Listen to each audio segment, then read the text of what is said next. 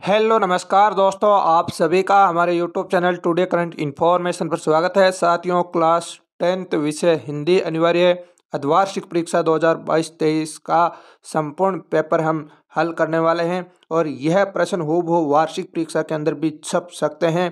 और इसके अंदर मैंने पेपर हल किया तब एक आइडिया निकाला। आइडिया ये था कि ये जितने भी पेपर बना है अर्धवार्षिक परीक्षा का पूरा पेपर पिछली वार्षिक परीक्षा हुई थी ना 2000 आपके 21 के अंदर मान लो या 2021-22 के सेशन के अंदर हुई थी, उस पेपर में से अधिकतर हूबहू प्रश्न यहाँ आए हुए हैं। तो आपको भी ध्यान रखना है, इस पेपर को अच्छी तरीके से वापस से वार्षिक परीक्षा के अंदर पढ़ के जाना है ताकि आपको फायदा हो और अधिकतर प्रश्न हूबहू छप सकते हैं। तो साथियों, हम आज क्लास 10th का हिंदी अनिवार्य का हल करने वाले हैं और इसकी संपूर्ण पीडीएफ है मैं आपको हमारे टेलीग्राम चैनल पर भेज दूंगा और उसकी लिंक डिस्क्रिप्शन के अंदर है, वहाँ से आप उसे लिंक के माध्यम से ज्वाइन जरूर कर लीजिए। और अभी तक हमारे चैनल को सब्सक्राइब नहीं किया तो सब्सक्राइब जरूर कर लीजिए और इस वीडियो को अपने दोस्तों तक शेयर जरूर कर दीजिए। और इसके अलावा मैंने इंग्लिश विषय का जो आपका द्वार्षिक परीक्षा का पेपर था वो भी हल करवा दिया है, वो भी अभी तक नहीं देखा है तो आप जरूर देखना। चलिए दोस्तों, तो शुरू करते हैं। पहला प्रश्न है हमारा, तग्गा शब्द का अर्थ क्या होता है? तो तग्गा शब्द का अर्थ होता है धागा। क्या होता है? धागा। ठीक है। दूसरा सवाल है, मही शब्द का अर्थ होता है? तो मही शब्द का अर्थ होता है धरती। आपका तीसरा है, पहले का जयशंकर प्रसाद का जन्म कब होता है? तो आपके 1889 के अंदर है और जयशंकर प्रसाद का जन्म होता है। नेक्स्ट है, सूर्यकांत त्रिपाठी निराला का देहांत होता है, कब होता है? तो आपके 1961 के अंदर होता है। अगला सवाल है, बाल गोविंद भक्त के बेटे की मृत्यु पर क्रियाक्रम में तुल है वो किसने किया था? तो इसका राइट आंसर होगा धर्मपत्नी। नेक्स्ट सवाल है, अनुसया के पति का नाम था? तो इसका सही होगा अत्रि मुनि। और अगला सवाल है, गंतोक का मतलब होता है? तो गंतोक शब्द का मतलब होता है पहाड़। क्या होता है? पहाड़ होता है। आगे हमारा खालिस्तान था तो इसके अंदर है, हिमालय की तीसरी सबसे बड़ी चोटी कौन सी है? कंचनजंगा। कौन सी है? कंचनजंगा है। ठीक है। और गे ऑप्शन के अंदर है, इंग्लैंड की रानी जो हिंदुस्तान आने वाली थी उसका नाम था एलिजाबेथ द्वितीय में। ठीक है। ये लिखा गया है, थोड़ा सा गलत है, तो गलत नहीं है लेकिन आपको नहीं दिख रहा है तो एलिजाबेथ द्वितीय में लिखना है। ठीक है। अगला सवाल है, सूर और जो सूरदास है वो भक्ति और श्रृंगार के श्रेष्ठ कवि थे। आगे है, फादर बुल्के की जन्मभूमि बेल्जियम थी। ठीक है। नेक्स्ट है, अमीरुद्दीन का जन्म बिहार में हुआ था। ठीक है। नेक्स्ट है, अटक नहीं रही है कविता की मादकता को प्रकट करती है? तो ये अटक नहीं रही है कविता फागुन की मादकता को प्रकट कर रही है। आगे सवाल है, गोदी सुनो जो शब्द है वो किसके लिए आया है? वो विश्वामित्र के लिए आया। किसके लिए आया है?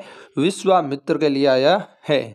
आगे सत्य असत्य वाले प्रश्न थे तो यहाँ पर आपको देखिए, सूरदास द्वारा रचित पदों में ब्रज भाषा का प्रयोग हुआ है, तो बिल्कुल सही है। नेक्स्ट है, राम लक्ष्मण परशुराम स्वाद रामचरित मानस के बाल कांड से लिया गया है, तो ये भी बिल्कुल सही है। नेक्स्ट है, श्री ब्रजदुल्ह शब्द श्री राम के लिए प्रयुक्त हुआ है, तो ये आपका सही नहीं है, ये गलत है। ये शब्द श्री कृष्ण के लिए प्रयुक्त हुआ है। आगे हम बात करते हैं साथियों, गे ऑप्शन गे है, आत्मकथ्य कविता जयशंकर प्रसाद द्वारा रचित है, तो बिल्कुल जयशंकर प्रसाद द्वारा रचित है। आगे का जन्म 1911 में हुआ था, तो बिल्कुल सही है, हुआ था। ठीक है। नेक्स्ट है, दुलारी के जीवन में टुनू का प्रवेश हुए अभी 6 माह हुए हैं, तो बिल्कुल अभी 6 माह हुए हैं, ये भी प्रश्न सही है। ठीक है।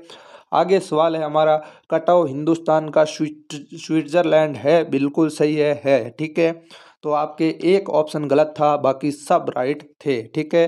कितने सही हुए हैं आप मुझे कमेंट करके आप जरूर बताइए। और वीडियो को अभी तक लाइक नहीं किया है तो साथियों लाइक जरूर कर दीजिए। ठीक है। तो अब हमारा जो प्रश्न आता है, अति लघुतरात्मक प्रश्न शुरू हो गए हैं। ये इनकी मैं अलग से पीडीएफ बना करके लेकर आया हूँ और आपको शेयर कर दूंगा, लेकिन इनको प्रश्न में बोल कर बता देता हूँ। तो पहला सवाल है, गोपियों के अनुसार राजा का धर्म क्या होना चाहिए? तो इसका सही आंसर है साथियों, गोपियों के अनुसार राजा का धर्म होना चाहिए कि वह अपनी प्रजा को अन्याय से बचाए और उन्हें सताए जाने से रोके और दुख वेदना से उनकी रक्षा करे। नेक्स्ट है, लक्ष्मण के स्वभाव की दो विशेषताएं लिखिए। तो पहली विशेषता लिखनी है आपको, लक्ष्मण बहुत उग्र और प्रचंड स्वभाव के थे और वह व्यंग्य वचनों से परशुराम को पीड़ित करते थे। ये इनकी दो विशेषताएं हैं। आगे शब्द है, केकी शब्द का अर्थ क्या होता है? तो इसका अर्थ होता है नर मोर। क्या होता है? नर मोर। ठीक है। और कंथा शब्द का अर्थ क्या होता है साथियों? तो कंथा शब्द का अर्थ होता है गुदड़ी, जो किसका प्रतीक है? और निर्धनता का प्रतीक है। किसका? निर्धनता, गरीबी का है, वो प्रतीक है। आगे है, नौबत खाने में इबादत पाठ के लेखक का नाम लिखिए। तो इसका सही आंसर है यतीन्द्र मिश्र। क्या है? यतीन्द्र मिश्र। जितेन नारगे कौन था? तो इसका सही आंसर होगा साथियों, जितेन नारगे लेखिका का ड्राइवर था। क्या था? लेखिका का ड्राइवर।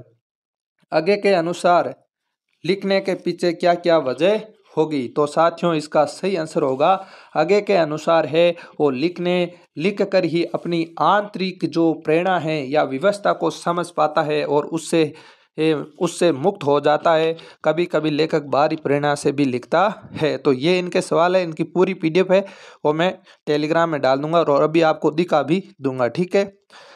अब मैं बात करता हूँ, आपके आया था आगे ये पद्यांश, अपठित पद्यांश है, ये तो आप कर लोगे। ठीक है। उसमें करने लायक एक चीज ही, ये बताने लायक ही कि ईर्ष्यालु शब्द में प्रयुक्त प्रत्यय का नाम क्या है? तो आलू प्रत्यय। ठीक है। बाकी तो ये इसमें से आप कर लोगे। ठीक है। क्योंकि मैं यह लिख नहीं पाया, बाकी आपको बता देता हूँ। नॉर्मल सी चीज़ें आप आराम से इसके अंदर ही है लिख लेना। ठीक है।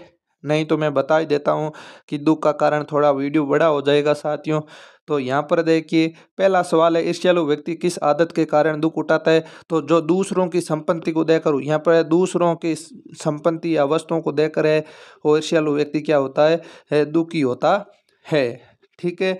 इस प्रकार से आपको लिखना है। ईर्ष्यालु अपने पास की वस्तुओं से आनंद क्यों नहीं लेता है? तो यहाँ पर इसका सवाल होगा, ईर्ष्यालु व्यक्ति के चरित्र भयंकर उठाता है। ये तो इस तीसरे का आंसर है। ठीक है। चरित्र भयंकर उठता है। कब उठता है? एक कूपन को पाकर भगवान को धन्यवाद देते हुए नहीं लेना है और बराबर चिंता का निगमन रहता हूँ। एक ऐसा दोष है जो ईर्ष्यालु व्यक्ति के चरित्र को भयंकर उठाता है। तो यही है, अपने अभाव पर दिन रात सोचते सोचते सृष्टि की प्रक्रिया को भूलकर विनाश में लग जाता है। ये इसका सही आंसर है। ठीक है। तो ये तो मेरे हिसाब से आप कर लोगे, ज़्यादा हार्ड नहीं है बिल्कुल। अब दूसरा है, थोड़ा सा आपको समझ में नहीं आया होगा तो ये मैं करा देता हूँ। ठीक है। यहाँ पर साथियों आया था आपके ये आपके अपठिति है, इसके अंदर नींद कहाँ उनकी आंखों में जो धुन के मतवाले, गति की तृष्णा और बढ़ती पड़ते पद में छाले, जागरूक की जे निश्चित है हार चुके सोने वाले, लेना अनल क्रीट भाल पर जो आशिक होने वाले। तो इसका उपयुक्त शीर्षक पूछे तो आपको लिखना है लक्ष्य प्राप्ति का निरंतर प्रयास, या लिख सकते हो आप साहस, वीरता और संघर्षशीलता। ठीक है। यहाँ पर लिखा हुआ है, देख लीजिए आप। ठीक है। दूसरा है, किन की आंखों में नींद नहीं होती है? तो साथियों जो धुन के मत वाले होते हैं उनके आंखों में नींद नहीं होती है। तीसरा है आपके, गति की तृष्णा और बढ़ने से क्या उत्तम होता है? तो गति की तृष्णा और बढ़ने से कठिन परिश्रम के माध्यम से विजय की प्राप्ति होने का उत्तम कार्य होता है। ठीक है। चौथा है, किसकी जय निश्चित होती है? तो जागरूक की जय निश्चित होती है। और अनल किरीट से अभिप्राय होता है मुश्किलों का ताज। क्या होता है? मुश्किलों का त्याज। तो ये ताज है। ये आपका पूरा का पूरा मैंने हल करवा दिया गया है, आपको इसको हल कर लेना है। अब ये तो आप ये हल कर ही लोगे साथियों। निश्चित विषय जो आपके राजस्थान ग्रामीण ओलंपिक खेल 2022 खेलों का महत्व के बारे में बताना है, कंप्यूटर शिक्षा का महत्व है इसके बारे में बताना है। ये आपके किसकी है? अभियंता बोर्ड तैयारी के विद्युत आपूर्ति नियमित के लिए आपको पत्र लिखना है, ये भी आप कर लोगे। इसके अलावा आपके जिला स्तरीय खेल प्रतियोगिता के प्रथम आने पर बधाई पत्र लिखना है, तो ये भी आप कर लोगे। ठीक है। अब बात आती है यहाँ पर उपसर्ग प्रत्यय वाला, ये 9वां सवाल इम्पोर्टेंट है और यहाँ से सवाल पढ़ने के ज़्यादा चांसेस रहेंगे। ठीक है। तो उपसर्ग और प्रत्यय में अंतर क्या होता है? तो साथियों, उपसर्ग शब्द के आरंभ में जुड़कर उसके अर्थ में क्या है, विशेषता या परिवर्तन उत्पन्न कर देता है, जबकि जो प्रत्यय होता है वो किसी मूल शब्द के अंत में लगकर, ठीक है, उनके अर्थ में परिवर्तन कर विशेषता उत्पन्न करता है, तो उन्हें प्रत्यय कहते हैं। उपसर्ग है आरंभ के अंदर जुड़ता है और प्रत्यय है अंत के अंदर जुड़ करके किसी शब्द के अर्थ के अंदर पूरा परिवर्तन कर देता है। ठीक है। आगे है क्रिया किसे कहते हैं और इसके भेद कौन कौन से हैं, ये आपको बताना है। तो साथियों, जिस शब्द से किसी काम का करना अथवा होना पाए जाए उसे हम क्रिया कहते हैं। कर्म के आधार पर क्रिया दो प्रकार की होती है, सकर्मक क्रिया और अकर्मक क्रिया। आगे बात करते हैं संधि किसे कहते हैं, संधि के भेद बताइए। तो साथियों, संधि किसे कहते हैं, तो इसका सही आंसर होगा दो या दो से अधिक वर्णों के मेल को संधि कहते हैं। और संधि के कितने प्रकार होते हैं? तीन। कौन कौन से? फर्स्ट है स्वर संधि, आपके व्यंजन संधि और विसर्ग संधि, ये तीन प्रकार होते हैं। आगे है दशानन में कौन सा समास है, तो इसके अंदर साथियों यही होगा कि दस है आनंद जिसके, अर्थात रावण, और इसके अंदर कौन सा समास होगा? बहुब्रीहि समास होगा। नेक्स्ट है आकाश पाताल एक करना, जो आपके मुहावरे का अर्थ है वो आपको बताना है। तो सही इसका आंसर होगा कि अकाल पाताल एक करना अर्थात कठिन प्रयत्न करना। अब इसके अंदर वाक्य प्रयोग का बोला है हमें, तो वाक्य प्रयोग करेंगे हम कि बोर्ड की परीक्षा में सर्वाधिक अंक प्राप्त करने के लिए आकाश पाताल एक करना पड़ता है, अर्थात कठिन प्रयास है और प्रयत्न करना पड़ता है। ये इसका सही आंसर है।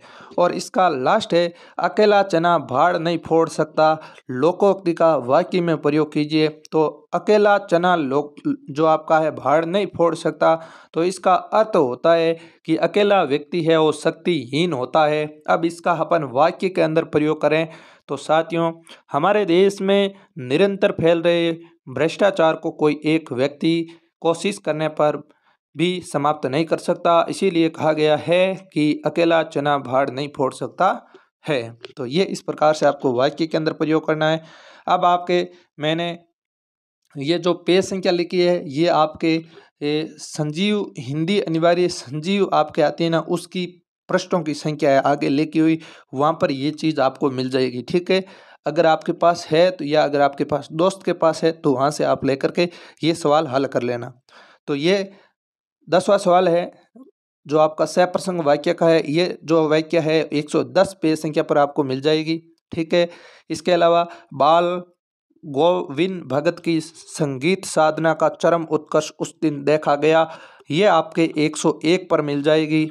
ठीक है, आगे 11वां सवाल है पद्यांश की सप्रसंग वाक्य है, तो ये आपके तुलसीदास वाले चैप्टर के अंदर है, 12 पेज संख्या पर मिल जाएगी। ठीक है, आगे है ये माने का पानी में झांक कर अपने चेहरे पर मत रिझना, आग रोटियां सेकने के लिए है जलने के लिए नहीं है, वस्त्र और आभूषण शाब्दिक भ्रमों की तरह बंधन है, स्त्री जीवन के माने का लड़की होना पर लड़की जैसे दिखाई मत देना।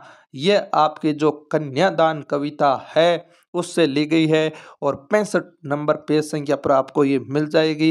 क्या खतरनाक कविता है, अंदर जोश उत्पन्न कर देती है। तो आप सभी अपने माता पिता के सपनों को साकार करना, क्योंकि उन्हें अपने आप के जो जीत की है वो इंतज़ार है, आप कब जीतोगे, क्योंकि उनका दिल खुश करना है तो आपको रात दिन कठिन परिश्रम करना पड़ेगा, नहीं तो उनके दिल को खुश आप नहीं कर सकते हो।